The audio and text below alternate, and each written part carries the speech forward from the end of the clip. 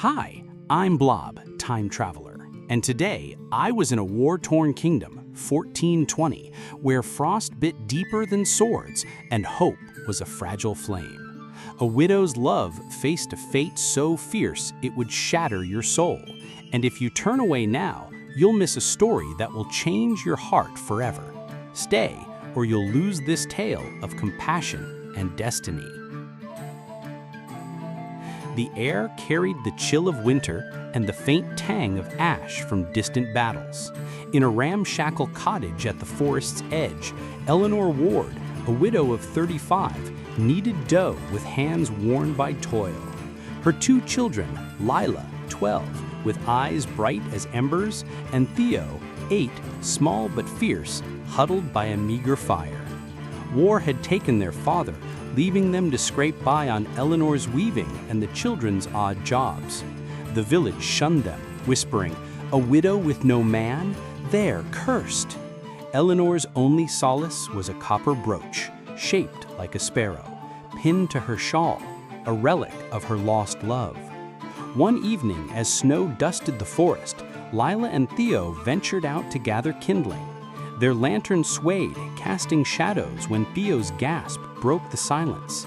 A man lay slumped by a stream, his tunic blood-soaked, his face pale under a hood. "He's dying," Lila whispered, her breath clouding. Eleanor, summoned by their cries, froze at the sight. Helping a stranger could bring trouble. Soldiers roamed, and trust was a luxury. Yet her heart stirred.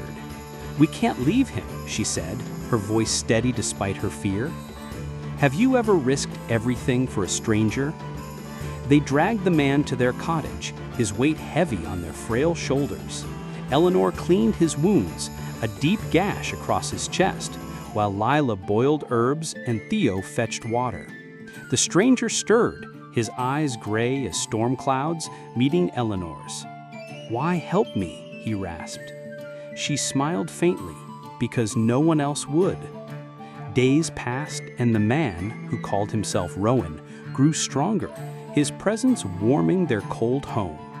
He carved a wooden horse for Theo, taught Lila to whistle bird calls, and shared quiet glances with Eleanor by the fire. Their bond grew, a fragile thread of trust in a world of betrayal. But danger loomed. Village rumors spread. "Who's the stranger in the widow's house?" A soldier's patrol passed nearby, and Rowan tensed, his hand gripping a hidden dagger. Eleanor noticed, her heart uneasy. Was he a deserter, a bandit? One night, as she mended his torn cloak, a gold thread glinted in the lining, too fine for a commoner. "Who are you, Rowan?" she asked, her voice low. He looked away, his silence a wall. I, Blob, felt the weight of a secret stirring, a truth that could save or doom them all. Rowan's recovery brought small joys. He repaired the cottage's leaky roof, his hands steady despite his wounds. Lila laughed for the first time in months, mimicking his bird calls. Theo clutched the wooden horse, his eyes shining. Eleanor watched, her heart softening, but fear lingered. The village grew hostile, refusing to trade with her, and soldiers' fires glowed closer each night. One morning, a neighbor spat at her door, hissing, "You'll bring death to us all."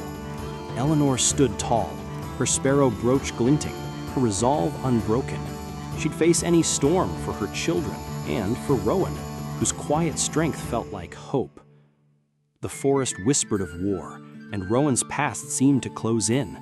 He taught Theo to stack wood, his movements careful, as if guarding a wound deeper than flesh. Eleanor caught him staring at the horizon, his face etched with sorrow. "You're running from something," she said softly. He met her gaze, his eyes raw. "Not from you," he replied, and her breath caught. The moment hung, fragile, until Lila's shout broke it. "Smoke in the valley!" Soldiers were near, and Rowan's hand tightened on his dagger. I knew a choice loomed, one that would test the heart of this family's sacrifice. What did Rowan hide, and why did the king's banner lie in the mud? If you were there, would you have spoken your heart? Don't forget to like, subscribe, and comment. Would you have shared your feelings or not? Tell me why." Snow blanketed the kingdom, but war's shadow darkened every hearth. Eleanor's cottage, once a place of want, now held a flicker of warmth thanks to Rowan's quiet presence. He helped chop wood, his strength returning, and told stories of far-off lands, captivating Lila and Theo. Yet Eleanor's heart wrestled with doubt. Rowan's gray eyes held a secret, and his flinches at distant hoofbeats spoke of a past he wouldn't share. "Have you ever trusted someone you barely knew?" she wondered, her fingers tracing the sparrow brooch. The conflict swelled like a river after rain. Villagers grew bolder, accusing Eleanor of harboring a fugitive. "She'll bring soldiers to our doors." The children faced taunts at the market, and Theo came home with a bruised cheek, his eyes fierce. "I said we're not cursed," he cried. Eleanor held him, her resolve hardening. She'd protect her family and Rowan, no matter the cost. But soldiers scoured the forest, seeking a traitor who'd fled a battle. Rowan avoided their gaze, his hand often straying to his dagger. Eleanor's fear grew, but so did her love, a quiet flame kindled by his kindness. One night, Rowan helped Eleanor mend a loom, their hands brushing. "You've given me more than I deserve," he said, his voice low. Her breath caught. "We've all lost something," she replied, their eyes locking. The moment shattered when Lila burst in, clutching a bloodied rag.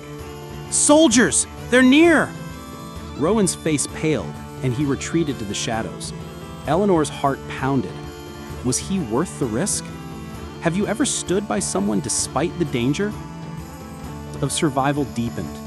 Eleanor bartered her best shawl from medicine when Theo fell ill, her hands trembling as she paid. Rowan stayed by Theo's bedside, singing softly, his voice a balm. Lila, watching, whispered to Eleanor, "He's like a father." Eleanor's chest tightened, torn between hope and dread. One dawn, as she fetched water, she found a soldier's poster nailed to a tree. "Wanted, traitor to the crown." The sketch resembled Rowan, but the name was unfamiliar. She tore it down, her loyalty to him unwavering. Then came the twist. While mending Rowan's cloak, Eleanor found a hidden pocket. Inside was a silver crest, engraved with a lion, the royal seal. Her heart stopped. Rowan wasn't a deserter. He was Prince Alaric, heir to the throne, fleeing a coup by his uncle's allies. He'd been wounded in an ambush, his identity a death sentence if revealed. She confronted him at midnight, the crest in her hand. "Why didn't you tell me?" she demanded, her voice shaking. Rowan's eyes glistened. "I didn't want to bring you more pain," he confessed. His survival depended on secrecy, but his gratitude for their compassion had grown into love. Clara fled to the forest, overwhelmed, fearing the truth would destroy her family. That night, Eleanor stumbled upon a soldier's camp, overhearing their plan to burn the village to flush out the traitor. Her heart raced. She had to warn Alaric and her children. But returning meant facing the truth she'd run from. The soldiers' fires glowed closer, and Alaric's crest weighed heavy in her hand. What she uncovered that night would change everything forever. Could you move on, knowing what Eleanor learned that night? Like, subscribe, and comment. What would you do in her place? Starlight cloaked the kingdom, but the court's torches flared as whispers of a lost prince spread. Rowan, Prince Alaric, vowed to protect Eleanor and her children, his heart bound to them by love and gratitude. Eleanor, racing back from the soldiers' camp, reached her cottage, her breath ragged. "They're coming," she gasped, clutching her sparrow brooch. Alaric's eyes hardened, his resolve a shield. "Have you ever loved someone enough to fight for their fate?" she thought, her gaze meeting his. The tension surged as the usurper's forces hunted Alaric, their treason a blade at the kingdom's throat. Eleanor rallied her children, their cottage a fortress of hope. Alaric trained Theo to wield a stick like a sword, taught Lila to read tracks, and shared quiet moments with Eleanor, their bond alight against fear. The village turned against them, fearing retribution, and soldiers raided nearby homes, their boots echoing like doom. Eleanor stood firm, her sparrow brooch glinting, her compassion a fire no army could quench. The climax came at a forest clearing. Alaric, donning his lion crest, rallied loyalists to reclaim the throne. Eleanor and the children stood by him, their sacrifice his strength. As battle loomed, Alaric knelt before them. "You saved my life, now let me save yours," he said, his voice breaking. The clash was fierce, swords ringing, blood staining the snow. Eleanor shielded Leela and Theo, her heart pounding, but Alaric's forces prevailed, his uncle's allies defeated. In the throne room, he was crowned king, the crowd cheering as he raised the lion crest, his eyes seeking Eleanor's in the shadows. The resolution unfolded in the cottage, now restored by royal decree. Alaric arrived, no longer Rowan, but King Alaric, bearing gifts, land, titles, and a vow. "You're my family," he declared, pinning a royal brooch on Eleanor, its lion entwined with a sparrow. Leela and Theo were named court wards, their futures bright with learning and honor. Eleanor smiled, her sparrow brooch glinting. "You are always our hope," she said, her voice steady. Alaric touched her hand, his gratitude a silent promise. The kingdom flourished under his rule, the scars of war fading, the tale of a widow's kindness sung by bards. Years later, I, Blob, saw King Alaric, a just ruler, his throne adorned with a sparrow banner beside his lion crest. Eleanor, Leela, and Theo thrived, their cottage a haven of love, their compassion a legend that outshone gold. Not every love is spoken, but some sacrifices reshape time, shining like stars in a war-torn sky, binding hearts across a kingdom's wounds. You must subscribe now, time traveler. This is the moment to smash that like button and flood the comments with your emotions and theories. Don't wait 1 second longer to share this video with at least 5 people.